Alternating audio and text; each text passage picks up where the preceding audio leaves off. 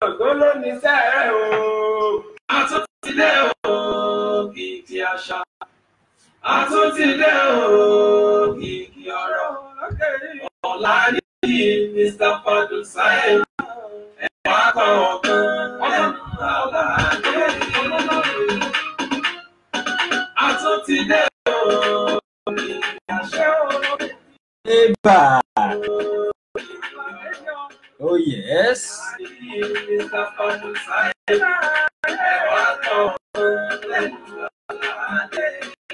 Àlá àti gbẹ̀yìndé kẹ́ ẹ wá tọ́lá fún tèmi àgbéyọ̀dé wá kù sílẹ̀.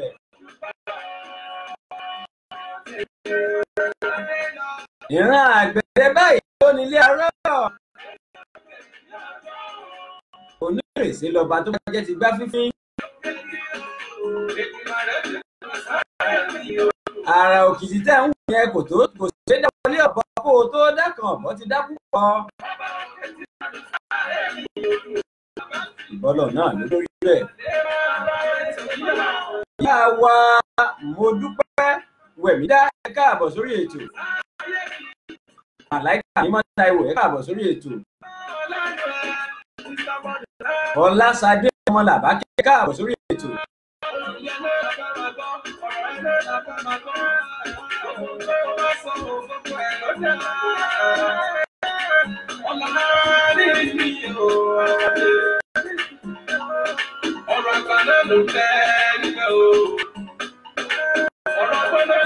Àní kẹ́ ẹ wá nǹkan fìdílé ká tún jọ jẹ̀gbádùn ètò yìí fún tèmi tàbí kẹ́ ẹ fìdílé nǹkan. Àtúntìdé o, kìkì àṣà. Àtúntìdé o, kìkì ọ̀rọ̀. Ọ̀la ní Mr. Fadul Saheed. Ẹ̀wà kan ọ̀kan lẹ́nu Aládé. Sami Glory ẹ káàbọ̀ sórí ètò. Àtúntìdé o, kìkì ọ̀rọ̀. Ọ̀la ní Mr. Fadul Saheed. Ẹ̀wà kan ọ̀kan lẹ́nu Aládé. Bàbá wa Odúnewu Ìdòwú ẹ káàbọ̀ sórí ètò. Bàbá wa Dàda Olúwatósìn Ọláoyè ẹ káàbọ̀ sórí ètò. Ọ̀la ní Mr. Fadul Saheed. Ẹ̀wà kan ọ̀kan lẹ́nu Aládé.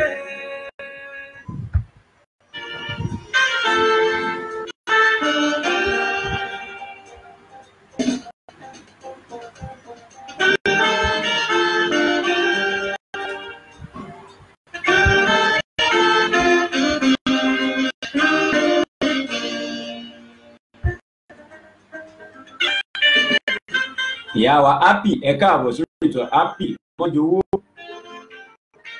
Crown Adéríbi gbé ẹ káàbọ̀ sórí ètò.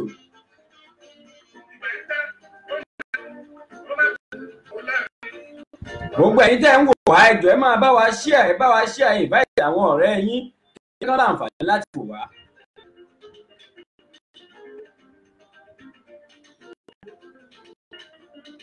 Orí ìbílẹ̀ rédíò náà lẹ ti láǹfààní láti máa wò wá kékeré tẹ́ ti ń gbọ́ wá.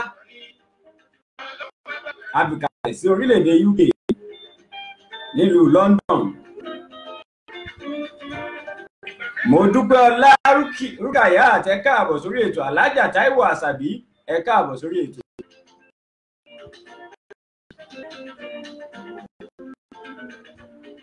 Lóyin Ládùn lètò ètò ní Lóyin Ládùn.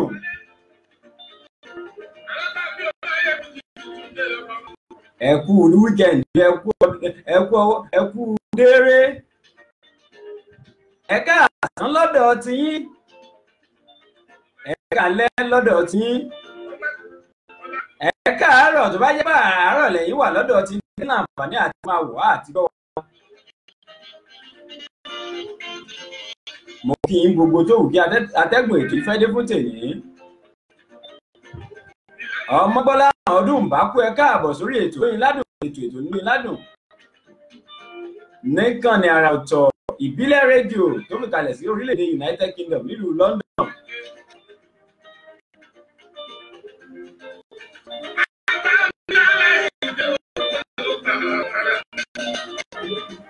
ìyá wa happy wọn ẹ kú ètò Ọlọ́run ló ń ṣètò.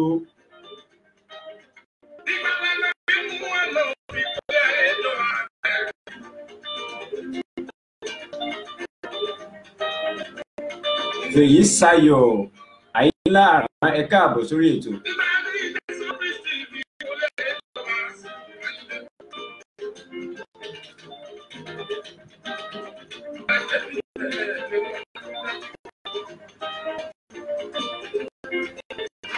Bàbá wa Dàda Olúwatósìn Ọláyè wọ́n ní olóòtú ẹ kú ètò ẹ jọ̀ọ́ ẹ bá mi kí ọmọ mi àyànfẹ́ Zion Ayọ̀mídé Roland Wonderful pé ó gbọ́dọ̀ bí yóò ṣe ọ̀pọ̀lọpọ̀ ọdún láyé láàyè yóò tó bàbá ẹ̀ yóò ju bàbá ẹ̀ lọ nínú ọlá nínú owó ìdí tí bàbá ẹ̀ ò tí ì dé yóò débẹ̀ yóò tún ju bẹ̀ lọ láṣẹ Ọlọ́run.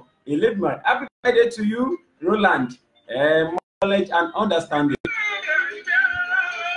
Princess Blessing ẹ káàbọ̀ sórí ètò láti orílẹ̀-èdè UK. Bàbá wa Abbas Síjú Adé Roland Onírísìn ẹ káàbọ̀ sórí ètò.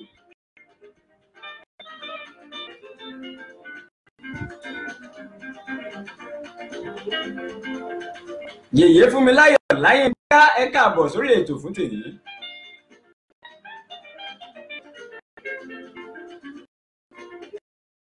Ẹ láǹfààní láti gbọ́ wa kétékété lórí ìbílẹ̀ rédíò. Tẹ́ bá ti tẹ̀ sí ọwọ́ kan ló máa gbé wá báyìí fẹ́ polongo ọjà lórí ìkànnì tá a wà yìí ni ẹ láǹfààní láti pè wá. Kàn á lọ sí www.ibileradio.com/29radio ẹ lọ sí www.ibileradio.com/29radio ọwọ́ kan ló máa gbé wá kétékété lẹ́dẹ̀ máa láǹfààní láti máa gbọ́ wa ń bẹ̀ lórí ìbílẹ̀ rédíò. Lórí Facebook ẹ̀yẹ kan látẹ̀ ìbílẹ̀ rédíò tiwantiwa ọwọ́ kan ni ó gbé wá, bó sì lórí Instagram ni ẹ tẹ ìbílẹ̀ rédíò. Nọ́mbà yìí náà lè pè wá sí tó jẹ́ nọ́mbà tó wọlé iṣẹ́ wa +447459353799 +447459353799 tàbí +447424728743 +447424728743 lẹ́fí máa láǹfààní láti bá wa sọ̀rọ̀ ní ìbílẹ̀ rédíò. Àyìndé Mọ̀súrát ẹ káàbọ̀ sórí ètò. Onírísìn bàbá ó ní ẹ kú ètò.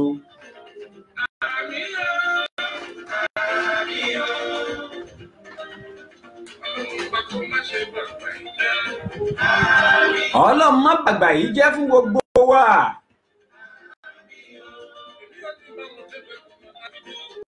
Ìtẹ́gbẹ́ wa bá ti ń náwó káàmọ́ bá wọn náà gidi. Ibi tẹ́gbẹ́ wa bá ti ń rí ọwọ́ yọ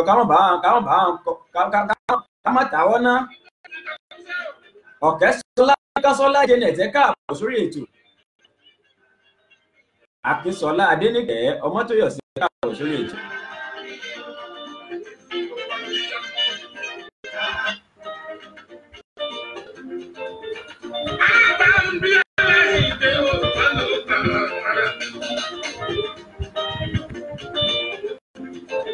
Ẹ bá wa ṣíà ẹ jẹ́ káwọn èèyàn láǹfààní àti wò láti gbọ́. Prince Sanusi Ayọ̀ọ́lá Rasaki ẹ káàbọ̀ sórí ètò. Odídẹrẹ́ ẹyẹ ré, odídẹrẹ́ ẹyẹ àlùkò, odídẹrẹ́ ẹyẹ ayé kò tọ́. Bèbí ayé ló sọ gbádọ̀kúta ibà yìí odídẹrẹ́ jẹ́. Odídẹrẹ́ lẹ́wà pọ̀.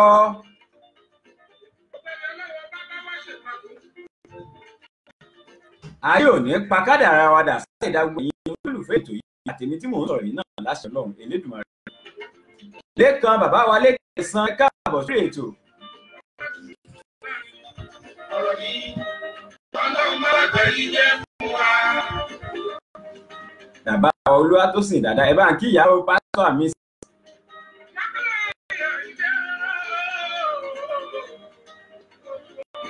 Bàbá wa Adébáyọ̀ Kọ́lé Oṣó ẹ káàbọ̀ sórí ètò.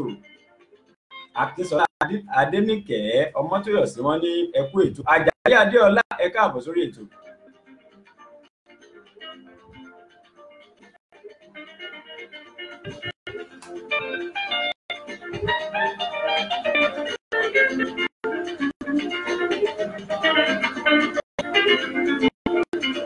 kúlùkùlù sẹ́ òjò tí balùwẹ̀ sẹ́ wọ̀wọ̀ ajá òṣùpá mòdè fọlọ́hún àti wá rí fáyé ká tó ti wá fún tèmi àti ṣèbà lọ́dọ̀ àwọn àgbà ẹ̀yìn àgbà ẹjọ́jú wá sí o ìbọn ọlọ́run ọba mi lẹ́dùnmarè lọ́jọ́ tèmi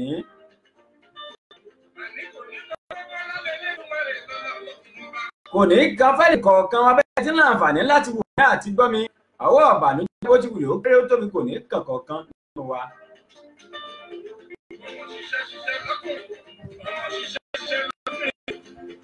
ìjọba sanda ẹ káàbọ̀ sórí ètò ọlọ́run ló pé orí bẹ́ẹ̀ nígbà tí ìṣòògùn ara ò ní tán ní alára láéláé.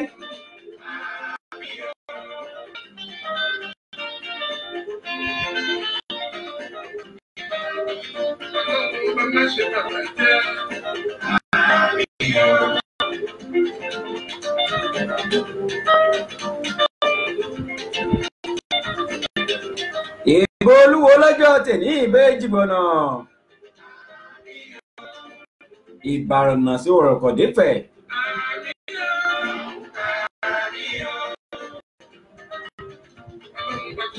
àníkẹ́ ẹ sọ fún wọn nílé alárágbá tún ti dé fún tèmi ẹ sọ fún wọn lórí àjèrò wá tún ti dé fún tèmi àníkẹ́ ẹ sọ fún wọn nílé ọwọ́ àràngún àtàtà èdè pé ètò tún ti bẹ̀rẹ̀ fún tèmi náà nìyẹn lóyin ládùn ètò lóyin ládùn níkànnì àrà ọ̀tọ̀ ìbílẹ̀ rédíò tá a fi kalẹ̀ sí United Kingdom lórílẹ̀‐èdè United Kingdom láwà nílùú London.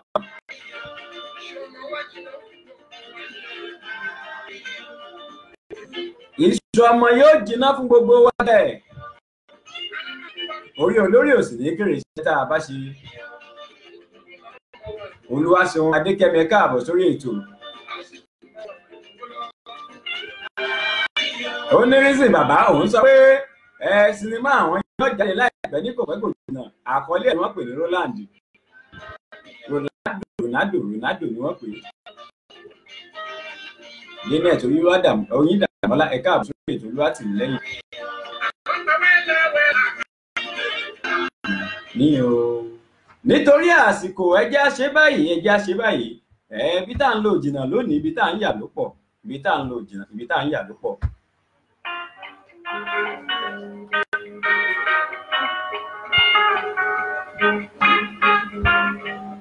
ọmọọba Ọláníyì Àlàdé lórúkọ tèmi ń jẹ́ Awóyẹmí bàbá tó bí mi lọ́mọ the one and only Mr. on FM tí ò ní bàjẹ́ fún ọmọ ìtàn ẹ náà rí fún tèmi ọmọ kìkìrì ẹ náà rí fún tèmi ẹ tún láǹfààní láti gbádùn wa dáadáa láṣẹ Ọlọ́run Elédùmarè Ọlọ́run ló pé orí bẹ́ẹ̀ nígbà tí ìṣòògùn ẹ láǹfààní láti bá a sọ̀rọ̀ lórí WhatsApp pẹ̀lú nọ́mbà yìí plus 234 62 0 plus 234 0 62 96 4059 nọ́mbà tẹ́ fi máa bá wa sọ̀rọ̀ lórí WhatsApp plus 234 plus 234 80 62 96 4059 lẹ́ẹ̀fi bá wa sọ̀rọ̀ lórí ètò. Bàbá wa nígbà àdìó ẹ káàbọ̀ sórí Ààrẹ Gbajúmọ̀ ẹ káàbọ̀ sórí ètò Dára Ìgbàyílọ́lá ẹ káàbọ̀ sórí ètò fún tèmi.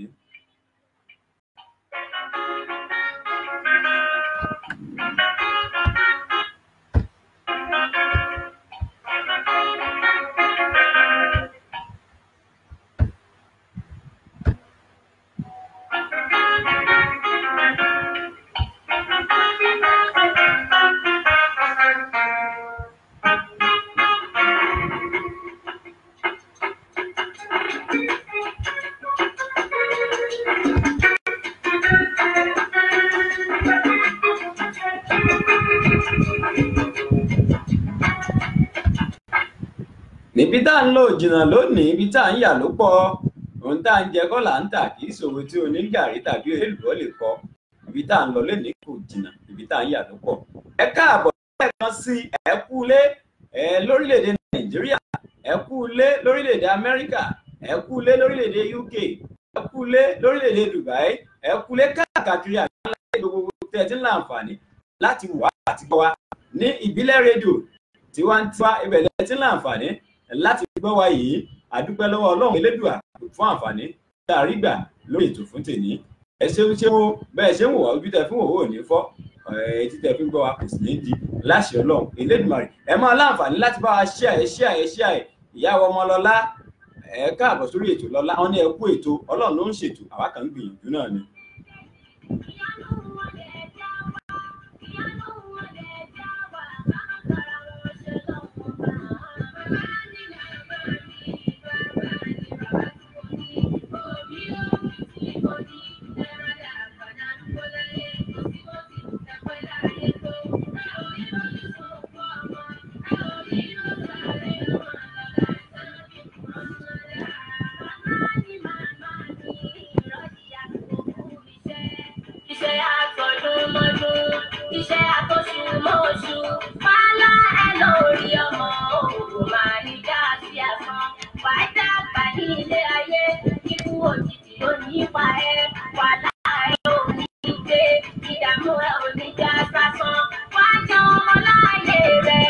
Bàbá mi àdúrà mi gbàdí, wọ́n ní ẹ kú ètò sá, Ọlọ́run ló ń ṣètò. Orúmọ David ẹ káàbọ̀ sórí ètò.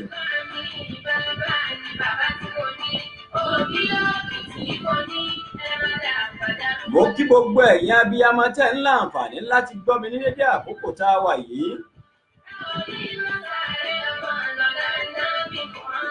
Oríṣiríṣi abiyamọ ló wà, abiyaya wà, abiyamọ sì wà pẹ̀lú.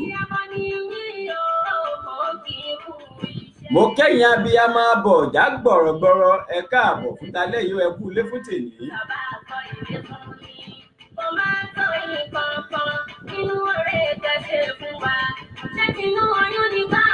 Àbí? Ibà. Bẹ́ẹ̀ ni.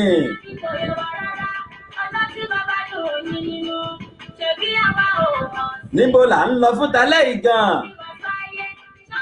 Ibi tá à ń lò pọ̀, ibi tá à ń yà ló pọ̀. Ìyá wa Ọlábísí Àyìnkẹ́ ló ń gbé káàbọ̀ sórí ètò. Ẹ jẹ́ á mú báyìí. Kí ni tí ń fa ìtúká láàrin àwọn òbí, láàrin olólùfẹ́ méjì gan? Oríṣiríṣi là ń rí. Bẹ́ẹ̀ntúká yìí, oríṣiríṣi àìfàsẹ́yìn ló ti kó bá àwọn ọmọ tí à ń bí sáyé lóde òní, pàápàá jùlọ lórílẹ̀‐èdè Nàìjíríà. Nígbà tí òbí méjì bá wà tí wọ́n bẹ̀rẹ̀ ìgbésí ayé wẹ́rẹ́wẹ́rẹ́, àfẹ́ra oyún yíwọ̀ wá di pé wọ́n bímọ. Lẹ́yìn bí ọdún bíi mélòó kan ní tí nǹkan wá di pé bóò lọ oyà ń mi. Nígbà tí eléyìí bá wá wáyé, irú ọmọ tí wọ́n bí yìí, ṣe mọ́tàn yìí bo ni irú ọmọ bẹ́ẹ̀ fẹ́ wà. Dr. Anthony Olúwaṣògo ẹ káàbọ̀ sórí ètò. Ògúnbíyì Maria ẹ káàbọ̀ sórí ètò. Ẹ bá wa share. Felicia Olútóyè ẹ káàbọ̀ sórí ètò. Kí ni tí mò ń sọ? Tí mò ń sọ náà ni wípé pẹ́ǹtúká, ìfàsẹ́yìn ńláńlá ní kó bá ìdojúkọ tó jẹ́ pé tó ń dásílẹ̀ láàrin ìdílé, pàápàá jùlọ lórí àwọn ọmọ. Ó ní í ṣe pẹ̀lú ọjọ́ ọ̀la ọmọ, ntọ́mọ náà ó dà lọ́jọ́ ọ̀la, ó ní í ṣe pẹ̀lú ẹ̀. Tóbi bá fi lè jí pé ọkọ àti ìyàwó wọn fira wọn lẹ̀, tí wọn ò fẹ́ra wọn mọ́, tí ìyàwó lọ lọ́tọ̀, ọkọ lọ lọ́tọ̀, àti sórí àwọn ọmọ yìí ó dọwọ́ Ọlọ́run o.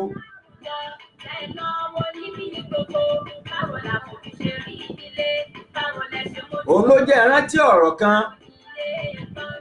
Irú àwọn ọmọ òbí bẹ́ẹ̀ lẹ́rìí pé tẹ́ bá wà ń patí, wọ́n máa dà rẹsì pọ̀ mámọ̀là. wọ́n máa da eegun ara wọn dá máa sàmú eegun nígbà tí ò sí tọ́jú kò sóbì tí ó mójútó wọn. Àwọn míín sì wà àwí ìgbọ́ àkọ́ ọ̀gbà ni wọ́n. Òun ló jẹ́ ìrántí ọmọ kan. Òbí ìyá àti bàbá ọmọ yìí wà ní ọdún 10 nìjà ṣẹlẹ̀ láàrin òbí méjèèjì, láàrin ọkọ àti ìyàwó. Ìjà yìí pọ̀ tó bẹ́ẹ̀ gẹ́ ìyàwó fọkọ ẹ̀ sílẹ̀. Ọmọ tí wọ́n ti bí yìí tó ti pé ọdún 10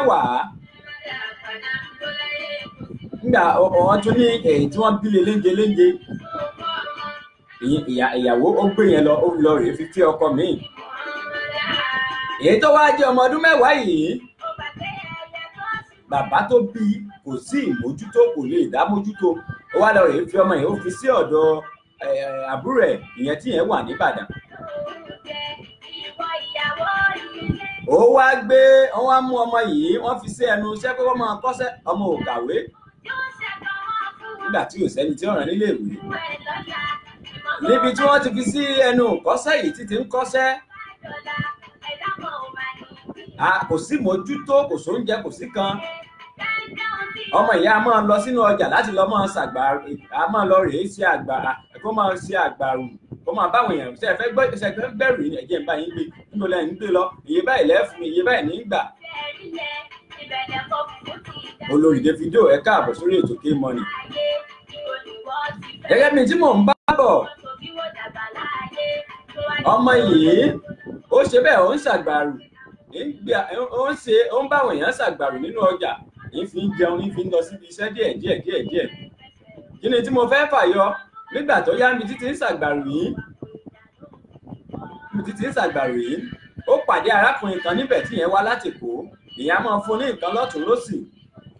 Adébánjí Ọlọ́ládé Josephine ẹ káàbọ̀ sórí ètò. Ayọ̀délé èyí wù á wí Àlàbí ẹ káàbọ̀ sórí ètò. Nígbà bọ̀dá tí ọmọ yìí rí pé bọ̀dá yìí màmá ń ṣe nǹkan fún un, ló bá ní, ó sì rí pé Èkó ni bọ̀dá yìí ti wá, ló bá ní bọ̀dá ẹ jẹ́ mọ́ bá yín lè kó èmi náà lè lọ sékòó. Ó mú dẹ́kòó lóòótọ́ ń gbò, ó mú dẹ́kòó kí ni tó ṣẹlẹ̀.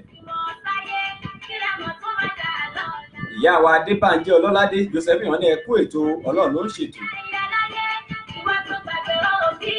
Orí ìbílẹ̀ rédíò lẹ́tí láǹfààní láti gbọ́ wa tó ta jálé ta dáko ní orílẹ̀-èdè United Kingdom láfikalẹ̀ sí ìlú London. Ibẹ̀ láti ń dá bẹ̀bẹ̀ lúkẹ́ ààrẹ onítànlé alára láíláì tẹnu kọ́ tètè bọ̀ọ̀lì kọ́ tá a bá ń sọ̀rọ̀ nípa ilé ìgbóhùnsáfẹ́fẹ́ lórílẹ̀-èdè United Kingdom lásìkò tá a wà yìí. Ọba ní ìbílẹ̀ rédíò ara tọ̀ tẹ́hún òun kò sí alára ni wá látọjọ́ tó ti pẹ́. Àrà tá a bá sì dá ṣe mọ́wò yìí ṣe mọ́tàn yìí wọ́n mọ̀ nàgà ni Ọlọ́run ló gbé rí bẹ̀ nígbà tí ń sòògùn.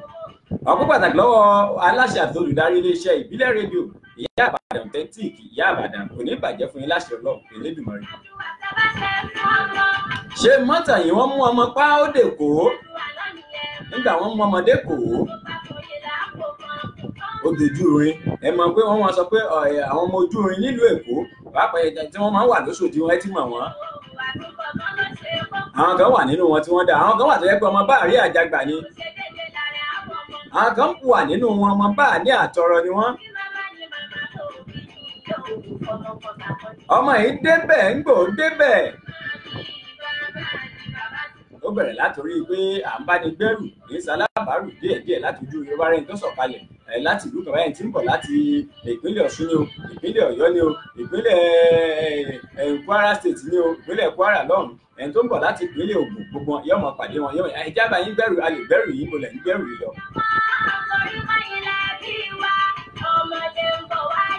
Gẹ̀rẹ̀gẹ̀rẹ̀ bẹ́ẹ̀ bọ̀dá tó mú dẹ́kọ̀ọ́ yìí, bọ̀dá yìí mú wọ ẹgbẹ́ kan. Bọ̀dá yìí mú wọ ẹgbẹ́ wọ́n ní àwọn kan ẹyẹ, àwọn kan àlórà, àwọn kan gbogbo ẹ̀ ló sàmúwọ̀ lóríṣiríṣi ló mọ ọmọ ọdún 10. Ọmọ yìí ti ń lọ bí ọdún bíi 12 13 lásìkò tá à ń sọ yìí. Ó ti di pé ọmọ yìí ó ti gbìràn án. Ọmọ tí ò lólùbáwí, ọmọ rẹ̀ ọmọ ṣèdín. Bàṣírà àti Onífádé ẹ káàbọ̀ sórí ètò.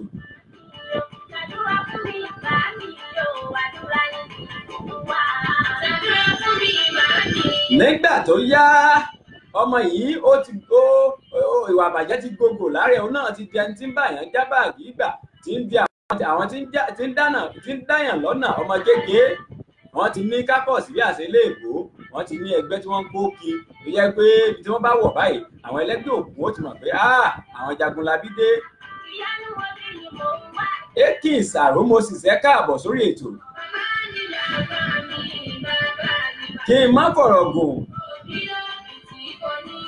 ṣé ẹ mọ̀ pé kẹ̀rẹ̀kẹ̀rẹ̀ bẹ́ẹ̀ ìgbìmọ̀ ẹlẹ́dẹ̀ wọgbà. Ọmọ yìí ṣe débi tó jẹ́ pé ó ṣe tó fi bọ́ sọ́wọ́ agbófinró. Ìyá wa Felicia Ọlátóyè wọ́n ní àìlè ní sùúrù fún ara ẹni, àìnífaradà, kò sí ìgbéyàwó tí kò ní challenges tiẹ̀ bí àṣẹ ilé ìbọn ní, ṣùgbọ́n ìfaradà àti sùúrù ní ipa rere nínú ayé àwọn ọmọ tí wọ́n ń bá bí. Ṣé ń gbọ́ báwọn? Ẹ ṣeun ìyá wa Felicia Olútóyè. Bẹ́ẹ̀ ni kò sí rọ́ńbẹ̀ ìgbésí ayé ọmọ tí ó bá dà ó wà lọ́wọ́ òbí. Àtúbọ̀tán ọmọ nílé ayé ọwọ́ òbí ló wà.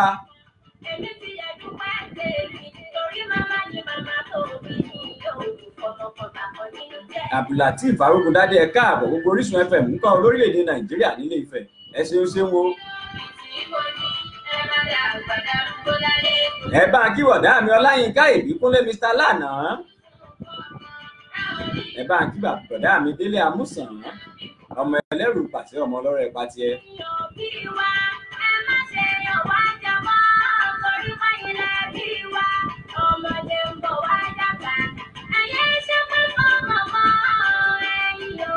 Ọ̀rọ̀ rèé, àwọn míì ti ẹ̀wà òròdì ní tiwọn. Ṣé ẹ mọ̀ pé ọ̀rọ̀ ẹnu òbí báyìí ó nìkan ṣe pàtàkì nínú ayé ọmọ. Ọmọ tó yẹ pé bá fẹ́ jáde lára àwọn ọmọ olórí burúkú yìí, ìwọ ọmọ olòṣì yìí, láì nìkan ni ó sì ọ́. Abiyamọ ayé, abiyamọ abọ̀já gbọ̀rọ̀gbọ̀rọ̀. À ń gbàdúrà gan kò tí ì ràn ọmọ débi à ń ṣépè fún un. Ṣẹ́yìn ń fàdúrà àwọn ọmọ tẹ́yìn bí lọ́wọ́, àti pé ṣé ẹ̀yin mójútó àwọn ọmọ tẹ́yìn bí? Ọ̀pọ̀lọpọ̀ tiẹ̀ wà tó jẹ́ pé Ọlọ́run ọba mi gbé bùrùkí ó gbé fún wọn púpọ̀ tó jẹ́ pé àárín tí ọkọ àti ìyàwó tí wọn ò dàrú o, ṣùgbọ́n wọn ò ní àmójútó tó péye fọ́mọ tiwọn. Nígbà tí ìyá bá ti jí lóòrọ̀ báyá ó jí jáde bí bàbá jí jáde níbi aago bíi 5, ìyá náà jí jáde bí aago 6 fowó sórí tébù fún wọn. Ẹ lọ ra nǹkan tẹ́ jẹ, wọlé ọsìn tẹ́ bá jẹ.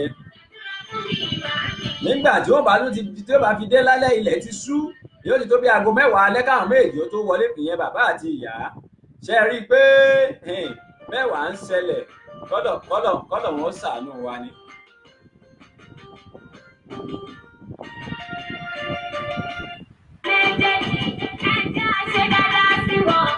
Ìdí abá ni pé àwọn ọmọ òde òní wọ́n nílò àmójútó tó péye. Òbí mi ò bìkítà, owó náà ni. Wọ́n ní ọmọ tá a kọ́ ní ògbélé tá a bá kọ́ ta.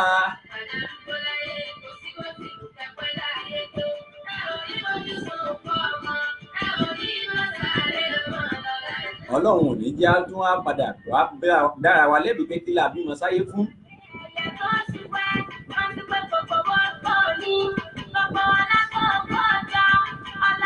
Ọmọ bàbá alájàgbé Ọlọ́run ẹ̀san ẹ̀gbọ́n mi dáadáa láti orílẹ̀-èdè Nàìjíríà bó ní gbogbo Crown FM ẹ kú dédé àsìkò yìí. Bàbá wa Kẹ́hìndé Àjàyí ọmọ bàbá tí ń jẹ́ bàbá Fágbohùn, mo kí yín o, ẹ kú dédé àsìkò yìí bó ní lọ́dọ̀ tí yín. Ọ̀rọ̀ ọmọ tí mò ń bá bọ̀, ọmọ yìí ṣe kẹ̀rẹ̀kẹ̀rẹ̀ bẹ́ẹ̀ ó bọ́ sọ́wọ́ agbófinró. Ìyá mi Wùmí Babs láti orílẹ̀-èdè Canada ẹ káàbọ̀ sórí ètò. ìyá àlùbáríkà àwọn sọ pé prince bó ló ti á sí ìrìnwó àwọn òbúrò rẹ ẹ má bínú tó jọ mẹ́ta ni o òkè òun ni òjá rítọ̀ òkè yìí ni òjá rítọ̀ ajá àgbẹ̀ tí òjẹ́ ọmọkùnrin ọlọ́yàn ní ẹ̀dá ẹ má bínú ìyá mi. ẹ bá ń kí olórí Adékọ́lù láti orílẹ̀-èdè Canada o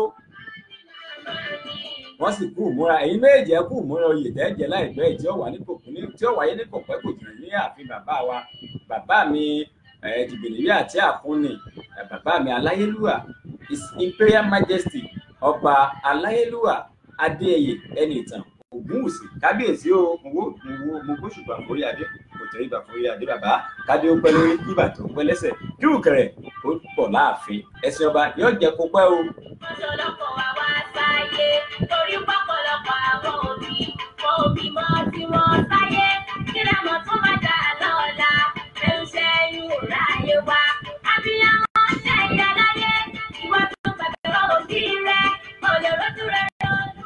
gẹ́gẹ́ bíi tí mò ń bá bọ̀ ọmọ yìí ń bọ́ sọ́wọ́ ọlọ́pàá ni wọ́n wò pé kí ni ìdájọ́ tó yẹ ká ṣe fún un Ayọ̀mídé Ọmọ́sìnkẹ́mi ẹ̀ka àbọ̀ sórí ètò wọ́n wò pé kí ni ìdájọ́ tó yẹ káwọn ó ṣe fún un àwọn ọlọ́pàá wò pé tínéjà lélẹ́yìn bí àṣẹ lè gbó pé ọmọ yìí kéré pọ̀ ọmọ tí ò tí ì pé 18 years kò tí ì pé 15 years náà kí lọ́nà táwọn fẹ́ gbà ǹjẹ́ káwọn ó invite àwọn òbí ẹ̀ ni àbí kí ni káwọn ó ṣe kí lọ́nà táwọn ó kí ni táwọn fẹ́ ṣe wọ́n wá bẹ̀ wọ́n léèrè pé ọmọ kí ló fà á tí ó sún ọ débi tó wà yìí ó ní látàrí pé ìyapa òbí òun méjèèjì òun ló fà á ló ba yé òun jẹ́ níbi tí òun wà yìí torí pé òun lẹ́ni tí ó mójútó òun ibi tí wọ́n fi òun sí ìyà ni wọ́n fi ń kùn ún lórí ni wọ́n fi ń kùn ún ní gbogbo ara tó jẹ́ pé ló fi fà á tó fi jẹ́ pé òun wò pé kí ni tóun lè ṣe àbí kóun ó fi lélẹ̀. Ìbílẹ̀ rédíò lẹ́tí láǹfààní láti máa wò wá àti gbọ́ wa kẹ́tẹ́kẹ́tẹ́ láti orílẹ̀-èdè United Kingdom ìlú London la fi kalẹ̀ sí.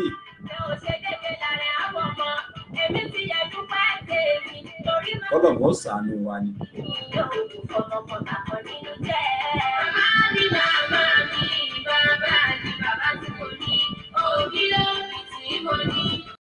Ìyá wa Adébánjí Ọlọ́ládé Josephine wọ́n ní mímójútó ọmọ ó ṣe pàtàkì gidi gan òun ló ṣe pàtàkì gidi gan ni o pàápàá jùlọ ọmọ obìnrin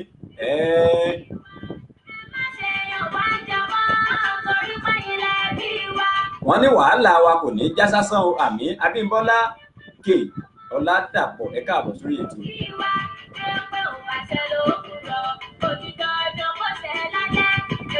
ọmọ Bọ́lá níyà Àlàdé lẹ̀ ń láǹfààní láti gbọ́.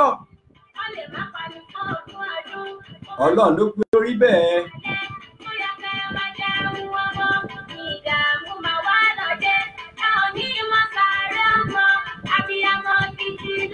báyẹ̀ yìí fẹ́ polongo ọjà lórí ìbílẹ̀ rédíò nọ́mbà yìí ni kẹ́ ẹ pè sí àní ò sí ń bẹ̀ ọ̀dọ̀ wa ní olùjásí lọ́wọ́ kan ẹ pè sórí nọ́mbà yìí +44 74 59 35 37 99 +44 74 59 35 37 99 ní nọ́mbà tẹ́ láǹfààní láti bá a sọ̀rọ̀ ní ìbílẹ̀ rédíò tàbí eléyìí +44 74 24 72 8742 +44 74 24 72 8743 ní nọ́mbà tẹ́ láǹfààní láti bá a sọ̀rọ̀ lórí ìbílẹ̀ rédíò ọwọ́ kan ọ̀dọ̀ wa ní olùjásí lágbára Ọlọ́run èèyàn kì í bọ́ Ọlọ́run ṣòwò kó pàdánù kò sẹ́ni tó ń bá omi ṣòwò tó sọ̀tì ẹ bá a dòwò pọ̀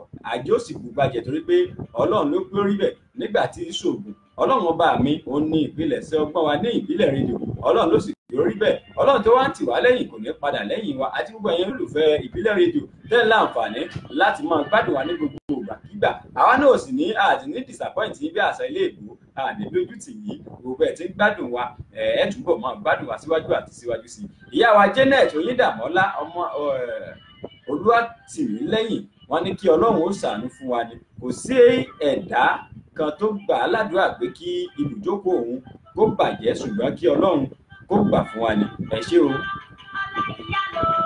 Yakubu Abíóyè ẹ káàbọ̀ sórí ètò ọ̀kẹ́ Joshua Ọláníwájú Ọládipúpọ̀ ẹ káàbọ̀ sórí ètò. Ọjà máa bí ìyá, ojú ṣẹ̀tọ́ mọ́ fún wọn, ìyá ní fún ẹ lọ́yà, ìmọ̀ tó bá ṣe láyé, ló má gbà tó bá. Ẹ bá wa ṣíà ẹwọ ẹ̀yin tẹ́ ń láǹfààní àti wò wá, ẹ jẹ́ kí wọ́n wò káàkiri, ẹ jẹ́ kí wọ́n láǹfààní láti gbọ́ wa, ẹ wò, ẹ jẹ́ kí wọ́n ẹ bá wa ṣíà ẹ invite àwọn ọ̀rẹ́ yín, ẹ jẹ́ káwọn náà wò. Ẹ láǹfààní láti bá wa pàdé lórí ìbílẹ̀ rédíò lórí www.ibileradio.com ẹ wá fi star sí +29radio bẹ́ẹ̀ sì máa kọ́ nìyẹn ẹ kọ́ báyìí www.ibileradio.com/29.radio ọwọ́ kan ọ̀dọ̀ wa ló máa já sí ẹ láǹfààní àti gbọ́ wa kìtìkìtì ń bẹ̀ bó sì lórí Facebook ẹ kàn ra tẹ̀ sí ìbílẹ̀ rédíò tiwantiwa ọwọ́ kan lẹ́ láǹfààní láti gbọ́ wa ń bẹ̀ àti láti wò wá ìbílẹ̀ rédíò and TV ó ta gbangba já ọlọ́run lórí bẹ̀ kì í ṣòògùn. Lórí Instagram ẹ ra tẹ̀ sí ìbílẹ̀ rédíò bó jẹ́ lórí YouTube náà ni ẹ kàn ra tẹ̀ sí ìbílẹ̀ rédíò ọwọ́ kan lẹ́ láǹfààní láti wò wá ń bẹ̀. Ìyá wa Alájà Táíwò Àṣàbí wọ́n ní well done sir ọlọ́run ló mọ̀ ṣiṣẹ́ bàbá òjìkù tàbí ìyàwó òjìkùtù ni ẹ káàbọ̀ sórí ètò.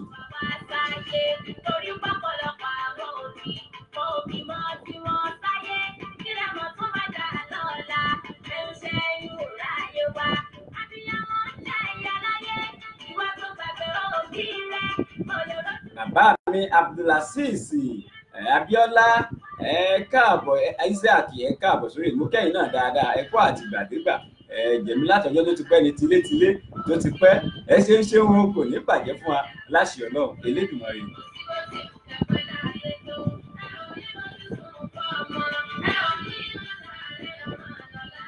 báyẹn bá ní nǹkan kan láti bá mi sọ láǹfààní láti bá mi sọ̀rọ̀ lórí WhatsApp +234 8062964059 +234 8062964059 lẹ́láǹfààní láti bá mi sọ̀rọ̀ àní ò sí bẹ̀ nígbà tí ìṣògùn Ọlọ́run ló gbé rí bẹ́ẹ̀ Ọlọ́run tó wá ń ṣe bẹ́ẹ̀ tó ń tì á lẹ́yìn kò ní padà láṣẹ Ọlọ́run Elédùmarè. Àbúrò mi dáadáa Mimi Gold Ayọ̀mí ọmọ Awóyẹmí bó o ní o láti orílẹ̀-èdè Germany bó o lọ́dọ̀ tiẹ̀ tí ọ̀ náà ń gbádùn ẹ̀ báwo ló ṣe rí lọ́dọ̀ tiẹ̀ náà tó ń ṣe pẹ́pẹ́ bíi màmá aláta. Ìyá mi Wùmí Babs wọ́n ní ẹ̀kú ètò Ọlọ́run ló ń ṣètò. Sunday Ògúndèyí lẹ́gẹ́lẹ́gẹ́ pírẹsẹ́ńtà gbọ́ mi dáadáa.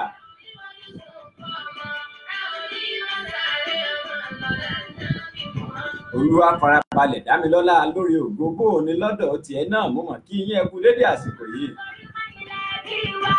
Ìjálá Jésù ń kọ́ mo mọ̀ kẹ́yìn náà dáadáa ọlá mo kí yín o gbogbo àwọn olùgbọ́ torílẹ̀-èdè Egypt nìyẹn. Àgbè Olúwa dámilọ́lá fẹ́ràn mi mo kí wọ́n náà dáadáa bó o ní lọ́dọ̀ tiẹ̀ a kú iṣẹ́ látàárọ̀ o.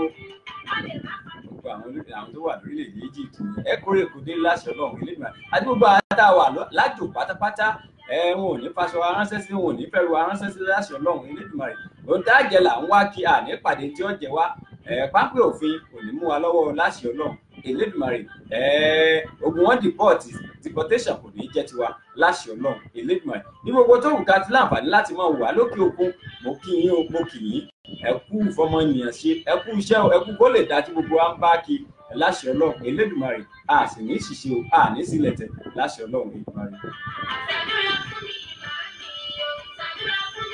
Ètò ṣe bẹ́ẹ̀ ó ń tẹ̀ wájú níbo là ń lọ fún tèmi a láǹfààní láti ka lẹ́tà àwọn èèyàn láǹfààní àti dá sí i.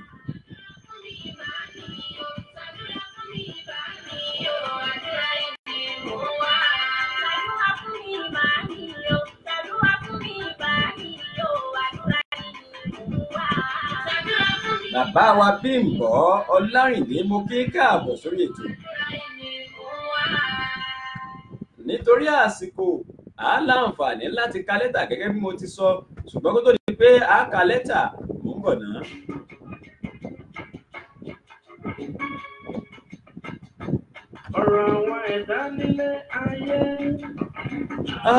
ẹ̀yin èèyàn mi ẹ súnmọ́ bí ẹ wá gbọ́.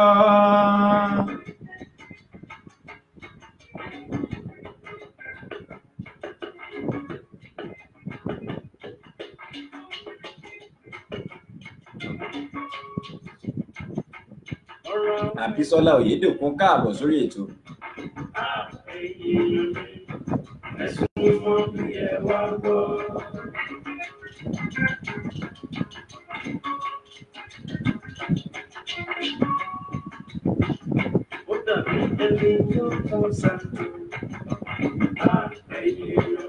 Kàfáyà àti ẹ káàbọ̀ sórí ètò.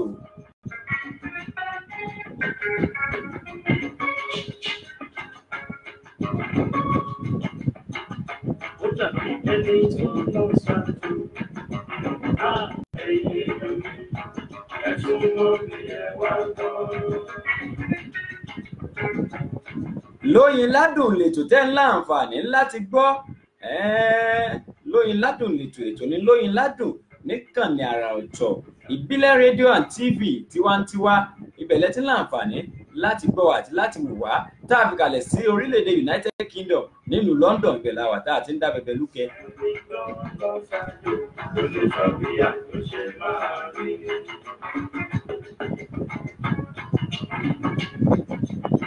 Ayé lọ́jà ó, ọba Olúwa, mo fọ̀rọ̀ mi lé ẹ lọ́wọ́.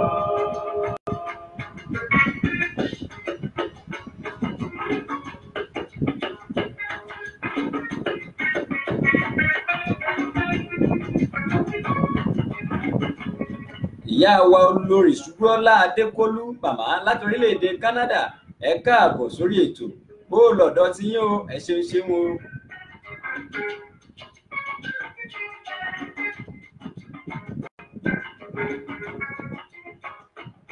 Ọjọ́ kí tèmi ṣòro lọ́dọ̀ rẹ Olúwa. Tèmi tẹ̀yin olólùfẹ́ ètò yìí kò ní ṣòro ṣe láṣẹ Ọlọ́run Elédùmarè àánú Olúwapọ̀ ẹni ìtàn ní fowó ṣe ẹ káàbọ̀ sórí ètò.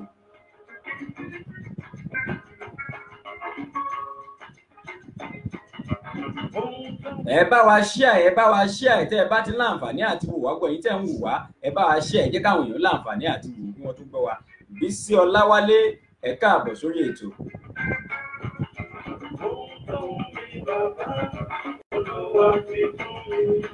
Gbogbo ohun tó ń wù yín gbogbo ohun tó jẹ́ ẹ̀dùn ọkàn fún yín gbogbo ẹ̀yin tẹ́ ń wò wá gbẹ̀yìn olólùfẹ́ ètò yìí Lóyin Ládùn gbogbo ẹ̀yin olólùfẹ́ ìbílẹ̀ rédíò Ọlọ́run ọba mi yóò ṣe fún yín bí tí bàtà ti ń ta yín lẹ́sẹ̀ Ọlọ́run ọba mi yóò bòróró ìtura sí i láṣẹ Ọlọ́run Elédùmarè.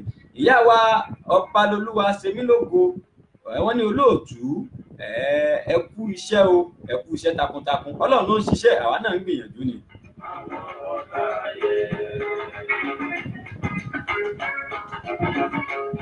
Kọ́lọ́run ó gbé wa lékè àwọn ọ̀tá ayé àwọn amọ́nisẹ́ ní apá ìmọ́nisẹ́ ní aṣeni tún bá ní dárò.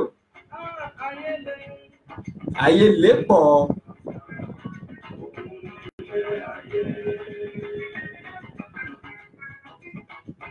Mélòó la fẹ́ kà mélòó la fẹ́ sọ. Nínú ọ̀rọ̀ ọmọ ará ayé mélòó la fẹ́ kà mélòó la fẹ́ sọ. Ayé tá a kákáká tí ò kún wọ́. Ayé tá a tún wá dálẹ̀ tá a tún wá tá a rí ṣà.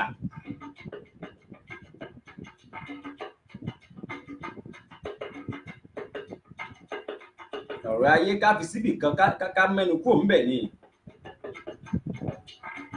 Ayé ni ó sọ pé Adégún wọn ó tún wá sọ pé Adé ògún mọ́.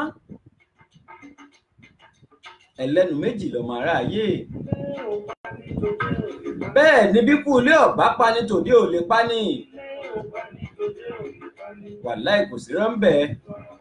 Núrẹ́nì Ìyábọ̀ Lára wọn ní well done wọn ní ẹkú ètò Ọlọ́run ló ń ṣètò.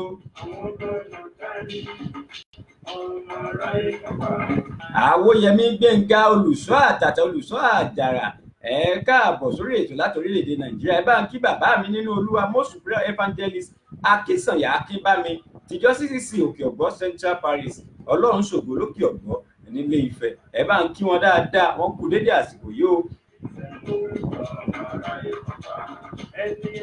Wọ́n kú iṣẹ́ Olúwa, wọ́n kú iṣẹ́ takuntakun. Nítorí àsìkò ẹ jẹ́ ṣe bẹ́ẹ̀ ká lẹ́tà sátẹ́gùn ètò fún tèmi káwọn èèyàn láǹfààní láti dá sí láàrin ìṣẹ́jú bíi mélòó kan tó kù yìí. Nítorí àsìkò ẹ jẹ́ ṣe báyìí, nítorí àsìkò ẹ jẹ́ káwọn èèyàn láǹfààní àti dá sí.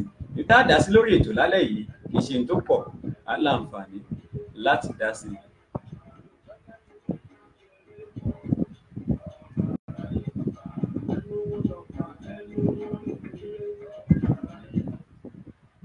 Mo sọ fún yín ọ̀rọ̀ aráyé kọ́lọ̀ wọn ṣàánú wa ni nílé ayé tá a wà yìí.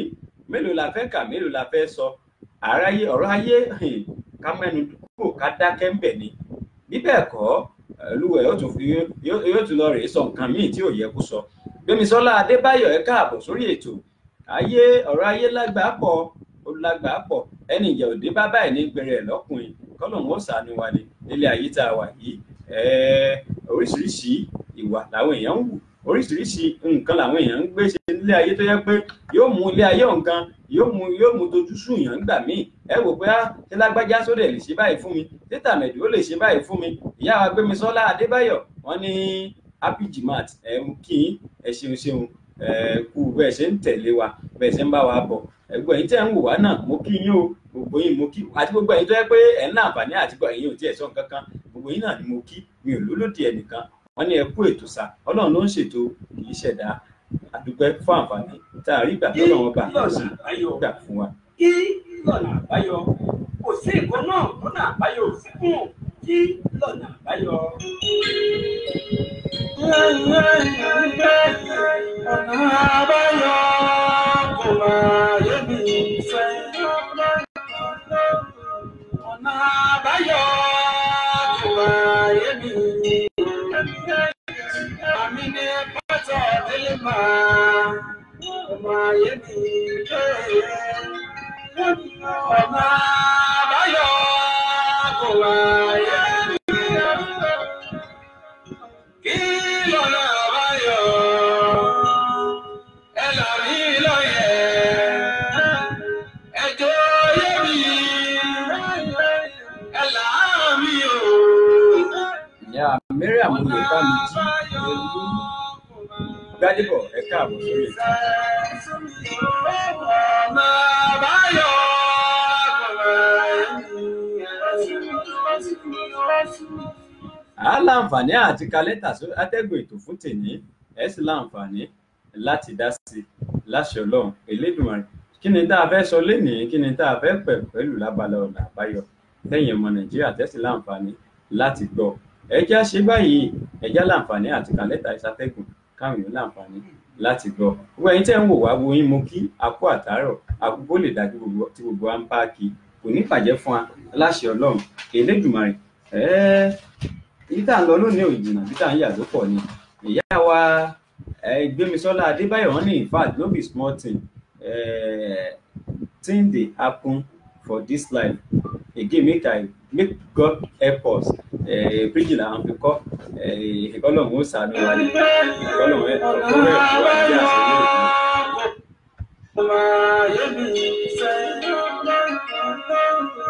ọ̀nà àbáyọ kò máa yé mi. Àmì ní pátá délé máa yé mi. Ọ̀nà àbáyọ kò máa yé mi. Kí lọ́nà àbáyọ?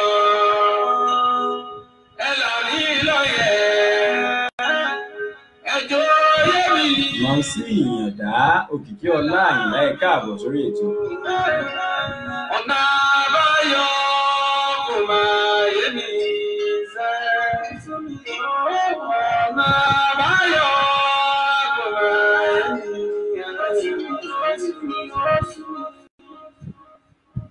Sí olóòtú ètò Lóyin Ládùn ní ìbílẹ̀ rédíò UK. Olóòtú ẹ jọ̀wọ́ ẹ bá mi ka lẹ́tà yìí sí etí àwọn èèyàn kí wọ́n láǹfààní láti gbà mí nímọ̀ràn. Kí lọ̀nà àbáyọ? Kí ni kí n ṣe? Mo tó ọmọ 40 years ọdún 45.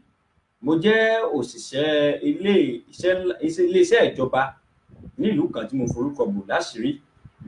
Ọkọ mi jẹ́ olóṣèlú pàtàkì nílùú Àbújá. Gbogbo ìgbà ló máa ń lọ sí Àbújá torí pé a nílé ńlá náà nílùú Àbújá. Ó ti tó bí ọdún bíi 12 tí mo ti ń wá ọmọ láti ìgbà tá a ti ṣe ìgbéyàwó tí ò sí ọmọ láàrin àwa méjèèjì. Mo ti lọ sọ́tún, mo ti lọ sósì, kò síbi tí mi ò tí ì yà dé látàrí pé à ń wá ọmọ yìí. Ní ọjọ́ kan, ọkọ mi lọ sí ìlú Àbújá, ó rìnrìn àjò, yóò sì lò tó bóyá bí oṣù kan kó tó dé. Ní alẹ́ ọjọ́ kan, àwọn adigunjalè wọlé. Wọ́n wọlé wa wọ́n sì kó owó lọ, wọ́n kó owó iyebíye lọ. Gbogbo àwọn ẹgbàá ọrùn góòdì oríṣiríṣi wọ́n gba gbogbo ẹ̀ lọ lọ́wọ́ mi. Pabambarì ẹ̀ ni pé wọ́n tún wá bá mi lájọṣepọ̀. Ìgbà tí wọ́n bá mi ní nǹkan pọ̀ yìí, ọ̀rọ̀ yìí lọ bẹ́ẹ̀, ọ̀rọ̀ yìí di sí onú ẹ̀kú àmúmọ́ra, kò ṣeé sọ fẹ́ nìkan pé nǹkan báyìí ló mọ̀ ṣẹlẹ̀ sí ìyàwó lágbájá. Kò sẹ́ni tó lè sọ, kò sẹ́ni tí mo fẹ́ rò fún. Lẹ́yìn bí ọ̀sẹ̀ bíi 2, wọn ò gbádùn ara mi mọ́. Mo bá wò pé kí n lọ rèé ṣàyẹ̀wò, kí n ṣe check-up bí àṣẹ léèbó. Níbi tí mo lọ rèé ṣe check-up yìí, mo rí i pé wọ́n sọ fún mi pé oyún ti wà nínú mi. Àti gbọ́ ìbànújẹ́ sórí àgbà mi kodò, ọkàn mi ó gbọgbẹ́. Mo wá wò pé àti gbọ́ pé mo gbóyún adigunjalè sínú. Níbo là ń gbé yìí wọ̀? Kí ni tí mo fẹ́ ṣe? Èmi sì ní mi ò lóyún àárọ̀ dalẹ́ tẹ́lẹ̀ rí. Mi ò tí ì gbọ́pá, mi ò tí ì gbọ́po. Oyún yìí, oyún àkọ́kọ́ náà tí wọ́n kọ́kọ́ ní, ṣùgbọ́n àti wá gbọ́ pé oyún adigunjalè ni mo tún fẹ́ gbé fọ́kọ mi. Kí ni ọ̀nà àbáyọ báyìí o, gbọmọ Nàìjíríà? Gbogbo ẹ̀yin tẹ́ ń láǹfààní láti gbọ́ alókè òkun àti gbogbo ẹ̀yin tẹ́ ń wò wá, wọ́n ní kí lọ̀nà àbáyọ, kí ni káwọn ó ṣe? Torí pé ètò wa tí wọ́n wò ní ìjẹjọ ni wọ́n fi kọ lẹ́tà yìí sí wa lábẹ́ aṣọ. Ẹ gbà arábìnrin yìí nímọ̀ràn, ẹ gbà wọ́n nímọ̀ràn kí ni kí wọ́n ṣe, kí lọ̀nà àbáyọ? Ṣé kí wọ́n yọ oyún yìí kúrò ńbẹ̀ ni, àbí kí wọ́n foyún yìí lẹ̀? Torí pé látọdúnmọdún ni wọ́n ti ń wá oyún tí ò sí nǹkan kan, tó jẹ́ pé wọn ò gbọ́ pá débi pé wọ́n gbọ́ po. Tí wọ́n bá gbọ́ pá báyìí, òjò ló kán lẹ̀. Kọ́lọ́hún kó ṣàánú wa ni, kó máa sọ wa lọ́wọ́ ẹni tá àsọ ti ń sọ wa, kọ́lọ́hún ó sọ wa ni. Mo sọ fún yín, ẹ láǹfààní láti dá sí lénìí. Tẹ́ bá dá sí orí nọ́mbà tẹ́ fi dá àìtí ẹ̀ nídìí láti dá sí lórí nọ́mbà. Ẹ wá sórí ojú òpó tá a ti ń ṣe program lọ́wọ́lọ́wọ́, ẹ kọ kọ́mẹ̀ntì yín síbẹ̀, á láǹfààní láti kà kẹ́ ẹ dá sí ńbẹ̀. Ẹ kàn ra tẹ̀ èròǹgbà tí ojú tẹ̀yìn bá fi wò, ìmọ̀ràn yín fún arábìnrin yìí. Sunday Ògúndèyí, bóò ni, mo kí ọ àkó àtàárọ̀. Nọ́mbà tẹ́ lè fi bẹ́ẹ̀ mi náà sọ̀rọ̀ lórí WhatsApp, nọ́mbà yìí ni kẹ́ ẹ fi bẹ́ẹ̀ mi náà sọ̀rọ̀, +234 0862 96 4059 +234 8062 96 4059 òní nọ́mbà tẹ́ fi láǹfààní láti bá mi sọ̀rọ̀ lórí WhatsApp. Nọ́mbà yẹn ni kẹ́ ẹ fi bá mi sọ̀rọ̀. Àní ò sí ńbẹ̀, ọ̀dọ̀ mi náà ni olùjá sí. Bó bá sì jẹ́ pé lórí ìbílẹ̀ rédíò tiwantiwa ní, ẹ láǹfààní láti bá wa sọ̀rọ̀. Báyìí fẹ́ polongo ọjà bẹ́yìn ní nǹkan kan láti bá wa sọ, nọ́mbà yìí ni kẹ́ ẹ pè sí. Miss Bella Níníọlá, Don káàbọ̀ sórí ètò láti orílẹ̀-èdè Egypt nìyẹn.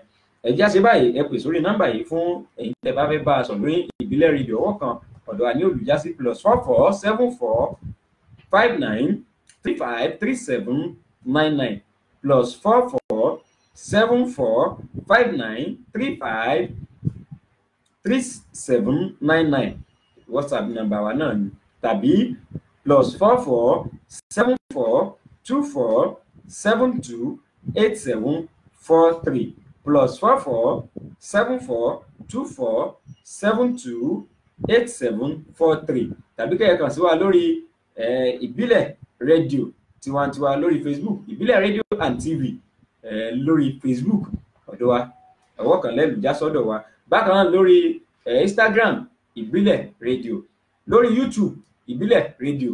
Àríkẹ́ Oyínkásọ́lá ẹ káàbọ̀ sórí ètò, wọn ní ẹ kú ètò, Ọlọ́run ló ń ṣètò. Bákan náà lórí wẹ́bsáìtì wa láǹfààní àti gbọ́ wa ń bẹ̀ ketekete, ẹ lọ sórí www.ibileradio.com kẹwàá fi /29.radio ọwọ́ kan lẹ́làǹfààní láti gbọ́ wa ketekete ń bẹ̀. Àní ò sí ń bẹ̀, Ọlọ́run ló pé orí bẹ̀ nígbà tí ṣògùn. Kí lọ̀nà àbáyọ? Kí ni kí arábìnrin kí ni kó ṣe? Kí ni ọ̀nà àbáyọ? Ọ̀nà àbáyọ kò máa yé mi sẹ́. Ọ̀nà àbáyọ kò máa yé mi. Àmì ní pátá délé máa kò máa yé mi. Ọ̀nà àbáyọ kò máa yé mi. Kí lọ̀nà àbáyọ? Ẹ là mí lóye, ẹ jọ̀ọ́ yé mi, ẹ là mí o. Ọ̀nà àbáyọ kò máa yé mi sẹ́. Ọ̀nà àbáyọ kò máa yé mi.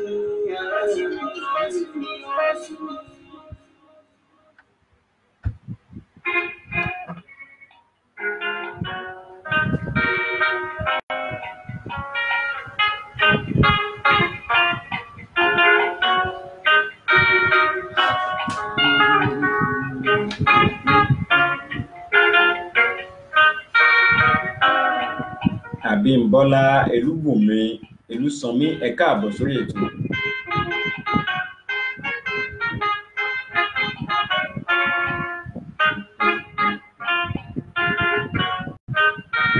Bó tiẹ̀ jẹ́ pé ètò ti ń lọ bí kùnkùndùn fún tòní.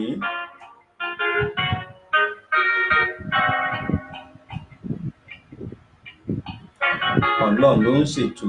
Miss Bella Donna.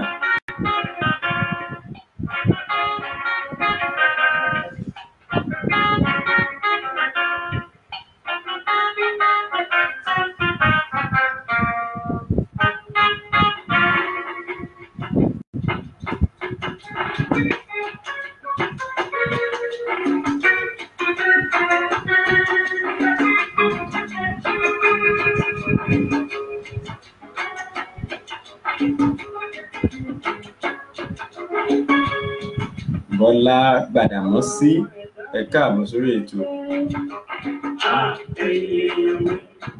Ẹ̀sùn mọ́ bí ẹ wá gbọ́.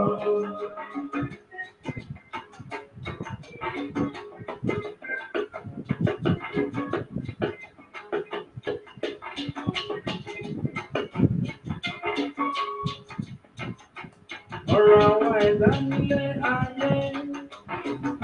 Èèyàn mi, ẹ̀sùn mọ́ bí ẹ wá gbọ́. A máa lọ díẹ̀díẹ̀ lórí ètò yìí fún tèmi. Àánú Olúwapọ̀ Akínyànbọ̀ ẹ káàbọ̀ sórí ètò. Olúwakẹ́mi Adébánjọ ẹ káàbọ̀ sórí ètò.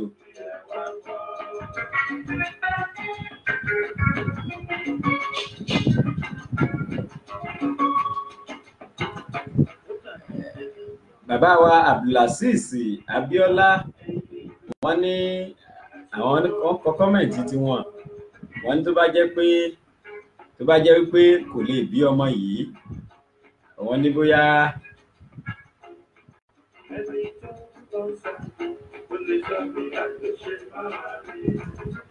ní bóyá kí ó bí ọmọ yìí, bí a kó yọ oyún yìí,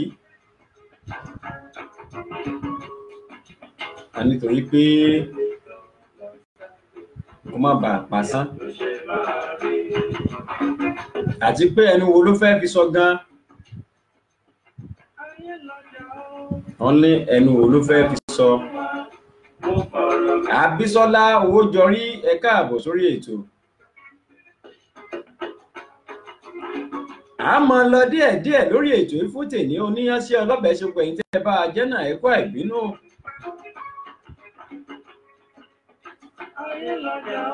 Ìyá wa Àríkẹ́ Oyínkásọ́lá wọ́n ní à ń gbádùn ètò yín láti orílẹ̀-èdè Nàìjíríà ní Ògùn State Ìjẹ̀bú Òde. Ẹ ṣé o.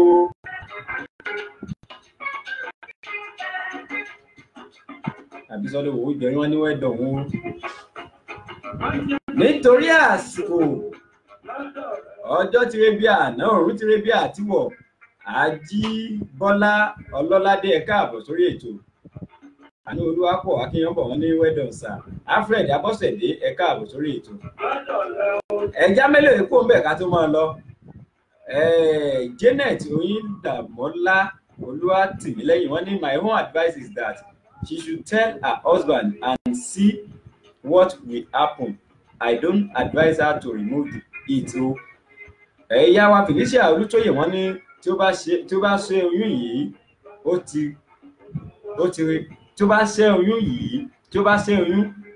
ó ti di apààyàn. Tí wọ́n bá jẹ́ Kìrìsìtẹ́nì or Muslim kí wọ́n lọ sí ọ̀dọ̀ àwọn bàbá nínú Olúwa láti gbà wọ́n ní ìmọ̀ràn láì pariwo ara wọn sí ìta fún gbogbo aráyé. Ẹ ṣé o, ẹ̀pọ̀lọ yìí ò ní jọba láṣẹ Ọlọ́run. Elédùmarè. Ìyá wa Felicia Olútóyè. Abíọ́lá ọmọ Ọláwọyìn ẹ káàbọ̀ sórí ètò. A máa gbé ogun ẹnu wa lọlé wa fún tèní. A máa lọ rèé sọ ìyókù ilé wa nítorí pé ọjọ́ ti rí bí àná, òòrùn ṣe bẹ́ẹ̀ ó ti rí bí àtiwọ̀. Ìbílẹ̀ rédíò lẹ́tí láǹfààní láti gbọ́ wa kétékété tá a fi kalẹ̀ sí orílẹ̀-èdè United Kingdom ní ìlú London, ibẹ̀ la fi kalẹ̀ sí.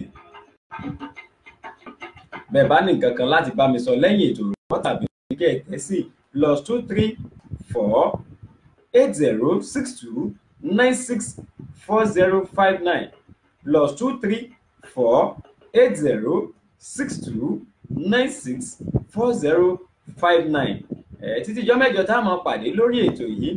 Ọmọọba Ọláníyì Àlàdé ló ń dágbére fún yín pé kárí aláyọ̀ ká pàdé láyọ̀ ká má dolódì lẹ́yìn ara wa. Ní gbọ́ burú sí mi, èmi ò ní gbọ́ burú sí yín. Títí ìjọ́ mẹ́jọ tá a máa pàdé, ayọ̀ ni mo fi yín sí, ayọ̀ ni wọ́n tún bá yín pàdé lọ́jọ́ mẹ́jọ. Ó dijọ́ mẹ́jọ o. Love you all.